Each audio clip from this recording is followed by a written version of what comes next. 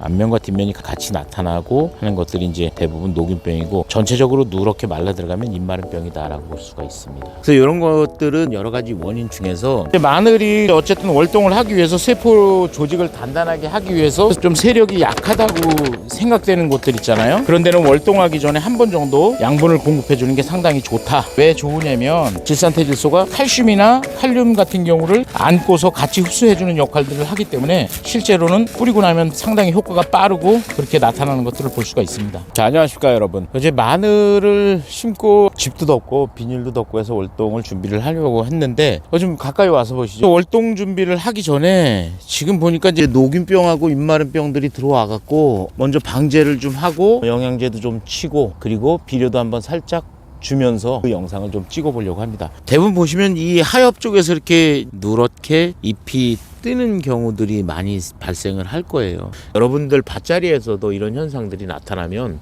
가까운 농약사나 농협에 가시면은 입마름병이나 이 녹균병에 대한 약제들이 많이 있어요. 그래서 그런 것들을 방제를 해주시면 됩니다. 그럼 여기도 보시면 이렇게 녹균이 들어와 있죠. 이렇게 입마름병이 또 진행이 되고 있고, 여기도 마찬가지. 그래서 이런 것들은 여러 가지 원인 중에서 마늘을 정식 시기보다 조금 더 일찍 심었을 때도 많이 나타나고, 또 하나는 배수의 문제, 배수가 잘 안 됐을 때도 많이 나타나고, 그리고 세력이 너무 좀 생각보다 딸린다라고 할 때, 좀 부족하다고 할 때 이제 이렇게 나타나죠. 그래서 여기에 맞는 이제 영양분 공급하고 그거에 대한 약제를 좀 처방을 하고 나서 이후에 보온을 하겠습니다. 먼저 약부터 오늘 치는 것들을 보여드리겠습니다. 저는 두 가지를 준비를 했고요. 영양제 20마를 기준으로 보통 한 통 정도를 주게 되는데, 여기에 20에서 보통 40g 정도, 지난번에도 많이 봤었던 거죠. 칼슘하고 마그네슘하고 질소 성분이 들어가 있는 그런 형태, 이렇게 생긴 것들을 한 2숟갈에서 4숟가락 정도 공급을 해주고요. 제품 이름은 가렸습니다. 이거는 농협이나 농약사에서 추천해 주는 거를 많이 써라라고 해서 이제 이렇게 하는데, 20말짜리 통에다가 10ml 정도를 넣을 거니까 한 뚜껑 하나 정도가 될 거예요.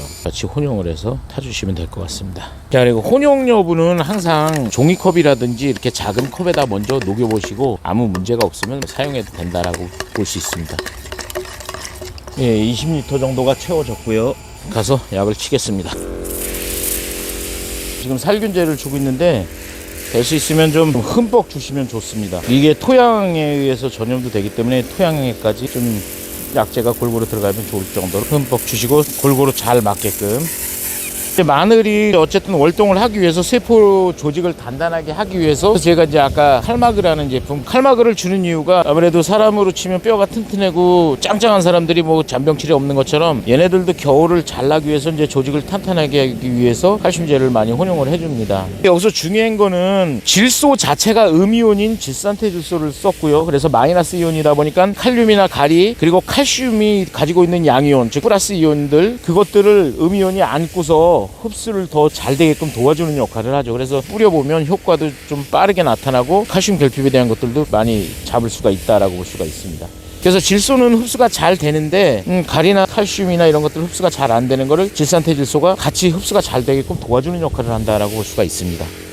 자, 제가 금방 전에 연면 시비를 다 맞췄죠. 그리고 이거는 우리 올해 고추에 써보시고 배추에도 써보신 분들이 상당히 좋아했었던, 효과도 빨랐고 칼슘 부족 현상에 대한 것들을 예방을 많이 해줬죠. 보통 유니칼슘 주는 시기는 2월 말부터 시작해서 한 4월 초까지 줘요. 근데 아까 그 밭자리 같은 경우는 이제 세력이 좀 약하거나, 여러분들 밭자리에서도 좀 세력이 약하다고 생각되는 곳들 있잖아요. 그런 데는 월동하기 전에 한 번 정도 양분을 공급해 주는 게 상당히 좋다라고 생각을 합니다. 그래서 유니칼슘을 100평 또는 150평에 한 포 정도를 주신다라고 보시면 되고요. 될 수 있으면은 비료를 줄 때는 비닐 같은 경우는 이렇게 실제로 될 수 있으면 구멍에 들어가게끔 쭉쭉 뿌려주시는 게 상당히 좋다라고 보시면 되고요. 자, 이게 요소 같으면은 이렇게 주면 큰일 나겠죠. 지금 자세히 보시면은 제가 이렇게 막 뿌리다 보면 마늘 사이사이에 비료가 꼈어요. 그죠? 자, 근데 저는 사실 이거를 한 10몇 년 동안을 사용을 해왔잖아요. 실제 이 정도 가지고 작물에 아무 영향을 주지 않더라 이거예요. 물론 너무 많은 양의 사이에 들어간다면 문제가 될 수는 있겠지만, 그냥 이 정도 주는 정도 가지고는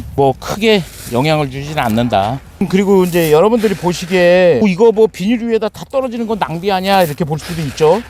근데 이 질산태질소의 특징은 가스가 없다는 거죠. 가스가 없다는 건 뭐냐면 가스, 즉 하늘로 유실되는 게 없다는 거예요. 그래서 실제로 이렇게 이제 유니칼슘을 뿌려놓으면 얘가 이 떨어진 자리에서 그대로 녹습니다. 날아가거나 유실이 되지 않고 그대로 녹아갖고 이슬이나 또는 비가 올 때 이게 같이 비하고 해서 이제 그 골 사이사이 구멍 뚫린 대로 다 스며듭니다. 결코 유실되는 게 아니고 당장 구멍에 들어간 것들은 그냥 뭐 마늘이 빨아먹겠지만 이후에 비닐 위에 있는 것들은 물하고 같이 스며들어서 어떻게 보면 이중으로 밀어주는 효과도 볼 수 있다라고 생각할 수가 있겠죠. 자, 여러분, 이렇게 해서 지금 보시면 유니칼슘도 뿌렸고 아까 이 녹균병하고 입마름병에 대한 약도 이제 방제를 했고요. 그래서 일단 마음이 풍족합니다. 지금 이 시기에 유니칼슘을 주고 아니면 다른 비료를 주더라도 저걸 보니까 뭐 무조건 줘야 되나 이렇게 생각은 하지 마십시오. 그냥 저는 세력이 좀 약하고 여기가 물 빠짐도 안 좋고 그러다 보니까 칼슘이 들어가면 뿌리 발달이나 이제 뿌리를 단단하게 해주는 역할을 하기 때문에 그래서 이제 줬고, 여러분들이 생각하기에도 이제 세력적으로 내 밭은 좀 세력이 좋은 것 같아라고 생각이 되시면 굳이 안 주셔도 되고요. 그냥 세력이 좀 약하다라고 하면 그때는 조금 더 주셔서 더 끌어올린다라는 차원에서 보시면 됩니다. 어쨌든 간에 비료도 줘놓고 약도 주고 하니까 꼭 겨울 나기 전에 연탄을 그냥 한 뭐 500장이고 꽉 채워놓은 느낌, 창고에 그런 느낌이고요. 자, 오늘 영상은 여기까지고요. 구독, 좋아요 항상 눌러주시기 바라고 이만 마치겠습니다. 수고하셨습니다.